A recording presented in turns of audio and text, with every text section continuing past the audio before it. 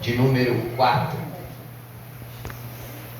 Amém, irmãos? Amém. Que diz assim: e Deus enxugará do olho toda lágrima, e não haverá mais morte, nem pranto, nem clamor, nem dor, porque as primeiras coisas já são passadas. E o que está assentado sobre o trono disse: eis que faço nova todas as coisas. E disse-me: escreve, porque estas palavras são fiéis e verdadeiras. Eu estava sentado ali e meditando com o Senhor, irmãos, e confesso que falar de Jesus é a maior alegria na vida do crente, porque de vez em quando, parado no meu serviço, eu fico me perguntando o que foi que Jesus viu em mim, para um dia achar misericórdia e trazer para poder falar um pouquinho da palavra.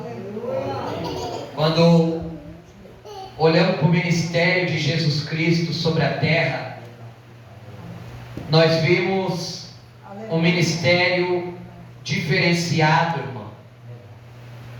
Olhamos para um ministério que vem surpreender alguns de uma forma sobrenatural, porque andar com Jesus, a vida do crente é como andar na contramão da vida, irmão. Porque diante dos ensinamentos de Jesus, diante de tudo que ele vinha fazer, se você prestar atenção dentro dos 4 evangelhos, você vai ver o próprio Jesus dizendo que ele não veio abrogar a lei, mas que ele veio fazer valer a lei.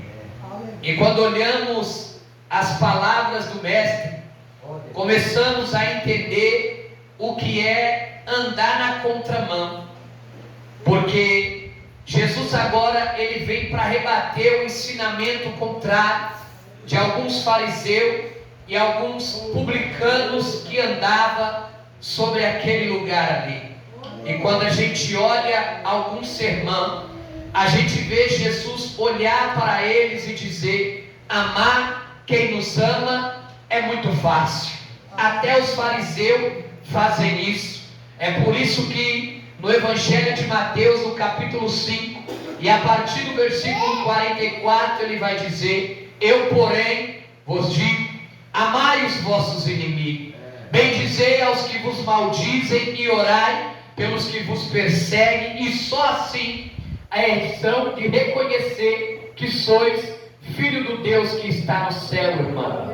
E o que me chama a atenção dentro do ministério de Jesus é que tudo que ele ia fazer, ele atribuía ao Pai, e tudo que ele se fazia baseado dentro do amor, dentro da salvação e na restauração da vida de algumas pessoas que se encontravam enfermas ou até mesmo desacreditadas. Você vai ver Jesus olhar para dentro dele mesmo e dizer para o povo: olha, não paguei o mal com o mal, mas paguei o mal com o bem. E ele é prova disso. Em Lucas 8, quando você vai ver aquela mulher ser curada daquele fluxo de sangue, entra um personagem que chama a atenção por nome Jairo, a qual era o principal da sinagoga, ou seja, Jairo era o pastor da igreja, a qual outra hora Jairo mesmo tinha expulsado ele, porque Jesus tinha curado aquele homem com as mãos mirradas.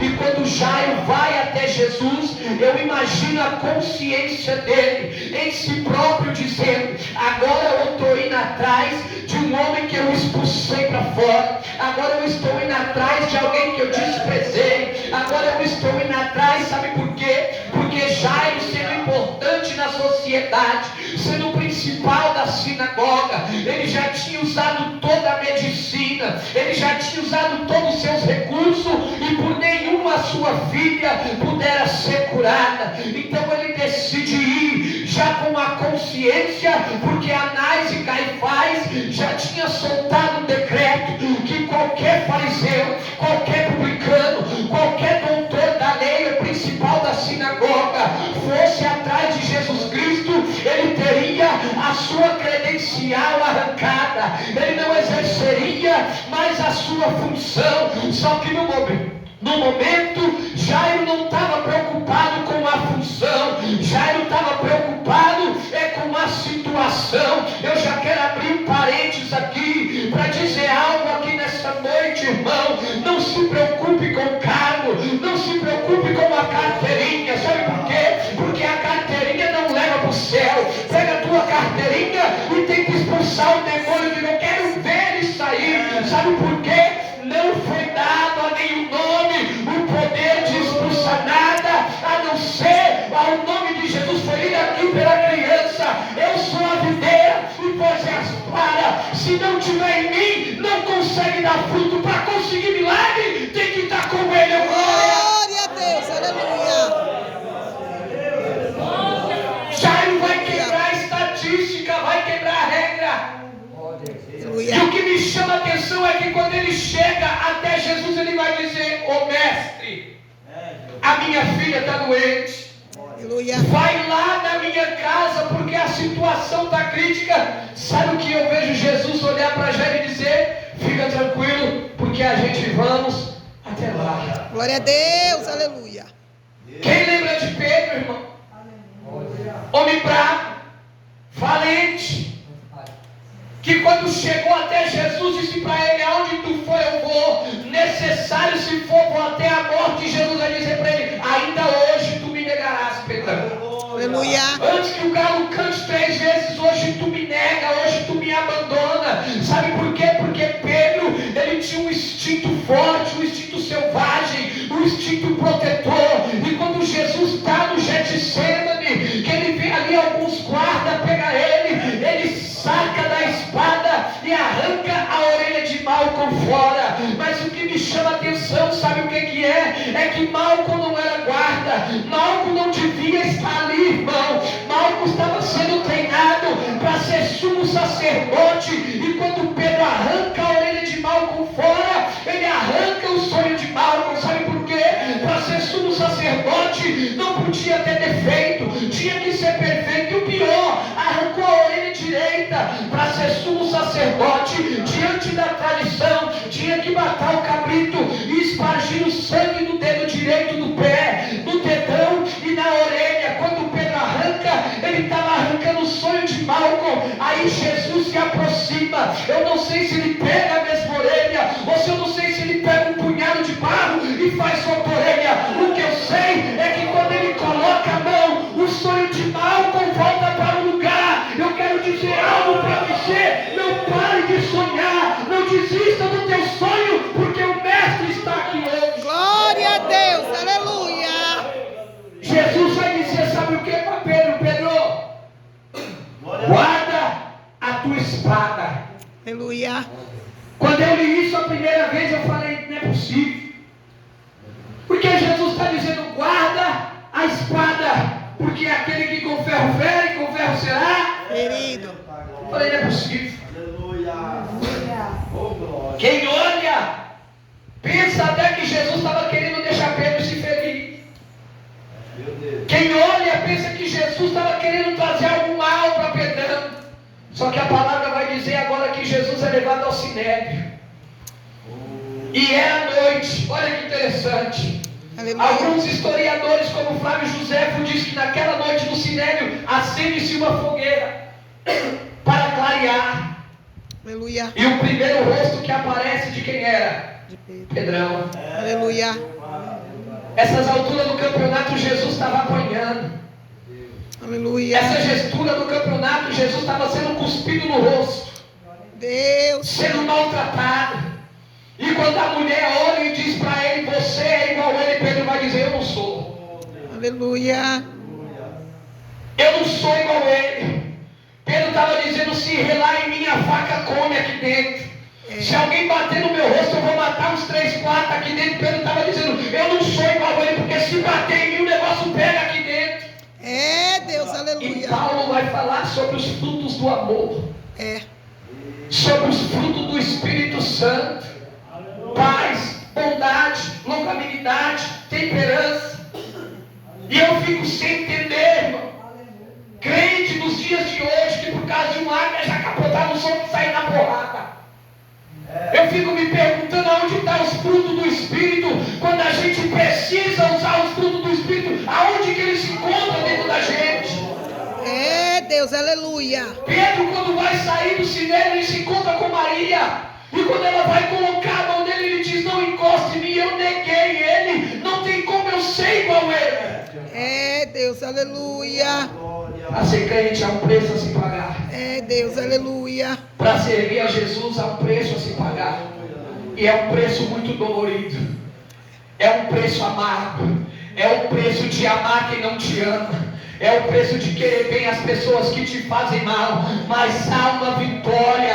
Há algo precioso para quem suporta esse preço. Sabe por quê? Porque em João 14 ele vai dizer: não se turbe o vosso coração. Glória a Na Deus, casa de meu aleluia. Pai há muitas moradas. E se não fosse assim, eu não teria dito: eu vou preparar um lugar, e já eu volto para te buscar. É por isso que quando eu abro a minha Bíblia aqui, que eu vejo João ali naquela ilha de Patmos, irmão, aprisionado, preso. Sabe por quê? Porque agora Deus achou que podia matar aquele que tem a promessa e vive diante da vontade do Senhor. Não há quem possa parar aquele que segue os passos de Deus e fica dentro de uma promessa. Aleluia. Santo é o Senhor, aleluia.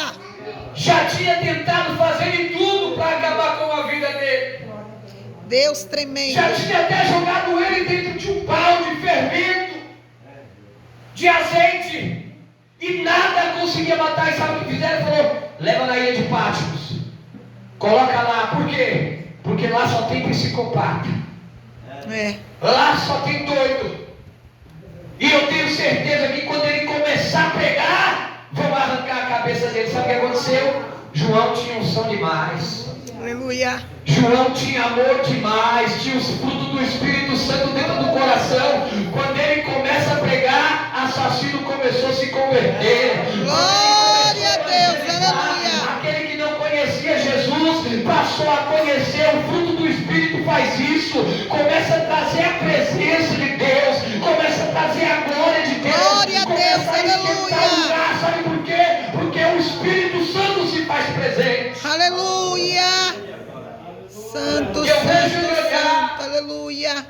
e dizer: João permanece vivo. Por quê? Porque eu preciso que tu escreva algumas coisas para mim. Aleluia. Eu vejo João escrever as 7 igrejas da Ásia. E me traz até uma preocupação nos dias de hoje. É. Porque tem 3 igrejas que se destacam muito bem. A igreja de Éfeso, a igreja de Laodiceia e a igreja de Filadélfia. Quando eu Aleluia. vejo ele escrever a igreja de Efésios, eu vejo ele começar elogiando.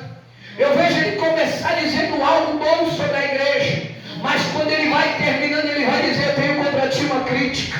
Eu tenho algo para colocar aí dentro que vocês esqueceram.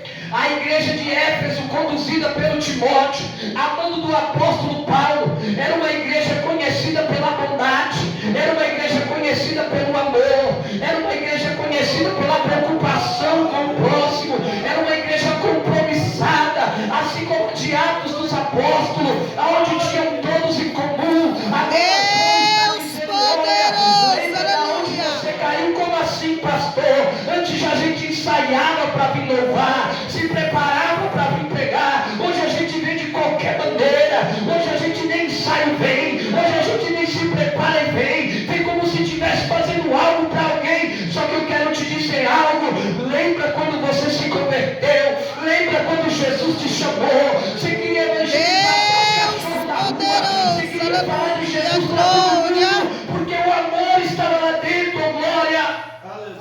É, Deus, aleluia. Só que a luta vem. É. Os problemas vêm. É, Deus. As dificuldades vêm. E não adianta falar para mim que você é super crente, que você não é. Não existe. O próprio Jesus falou, o espírito está pronto, mas a carne é fraca. É. A carne se corrói com a luta. É, Deus. A carne se corrói com a dificuldade. E Provérbios diz que a bênção demorada é do coração. Meu Deus, aleluia. Não é porque nós paramos de crer ou de acreditar. É porque já não temos mais aquele vigor, a idade chega. Eu me lembro que quando eu me converti, eu só queria ficar do lado dos anciãos. E uma vez a mocidade chegou para mim e falou, você só quer ficar com os velhos? Eu falei, graças a Deus. E o irmão me disse, por quê? Eu falei, porque ali não tem velho, ali tem pessoas experientes. Eu vim de uma vida desgraçada. Eu vim do mundo terrível, bebi e fazia tudo aquilo que o diabo queria. Eu tenho certeza que ali tem experiência. E se um dia eu chegar para eles e dizer, eu estou passando por alguma coisa, aqui eles não vão me discriminar. Eles vão dizer, senta aqui que eu quero te contar uma história de algo que eu também passei dessa forma. Deixa eu te contar um segredo aqui, irmão. É a vivência, é a convivência, é o tempo, é o preparo. O teu preparo de lá de trás é que vai encher meu coração nos dias de hoje. Como a irmã disse, eu era de lá do outro lado, mas hoje não é mais. Por quê? Porque alguém foi lá, falou de Jesus, me trouxe para cá. Glória a Deus, aleluia. Glória a Deus, aleluia. João vai descrever algo sobrenatural. O que, pastor? Ele vai dizer, e eu vi. Aleluia. Um novo céu e uma nova terra. Olha que interessante. E tem uns endemoniados por aí que fala que Jesus vai destruir tudo isso aqui e vai construir de novo. E o pior é que tem gente que acredita. Chegaram para mim e disseram, você faz o quê? Eu falei, eu sou pedreiro. Trabalho como mestre de obra. Ele falou, então quando Jesus voltar, você vai ser o cara mais rico daqui. Eu falei, por quê? Porque nós vamos precisar muito da sua mão de obra. Porque Jesus vai quebrar todas essas casas e construir de novo. Eu falei, não é possível não, minha filha. Eu estou aqui lutando para chegar no céu. E você está falando que Jesus vai vir me dar mais trabalho. Aí você me desanima.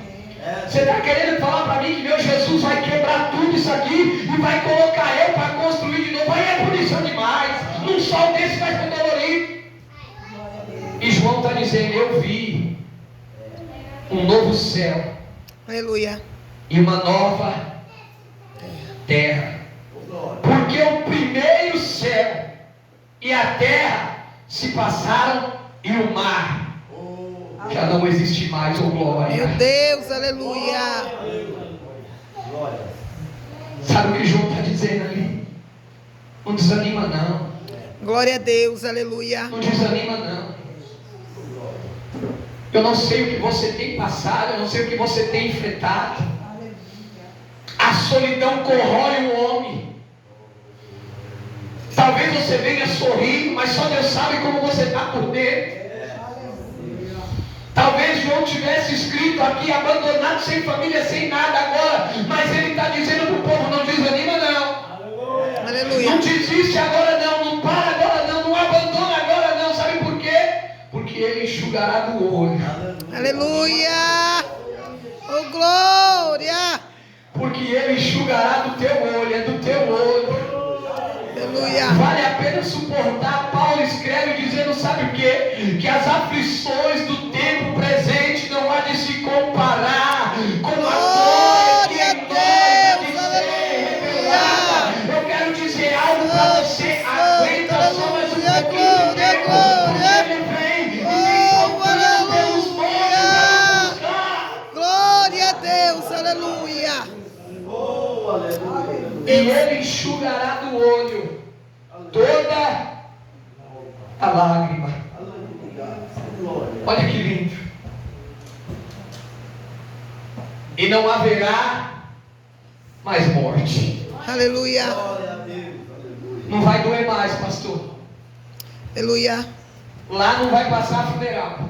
Aleluia. Não vai. Eu fico imaginando quando Paulo diz em 1 Coríntios 11 que vai dizer: eu conheço um homem que dentro do corpo ou fora do corpo eu não sei, Deus sabe.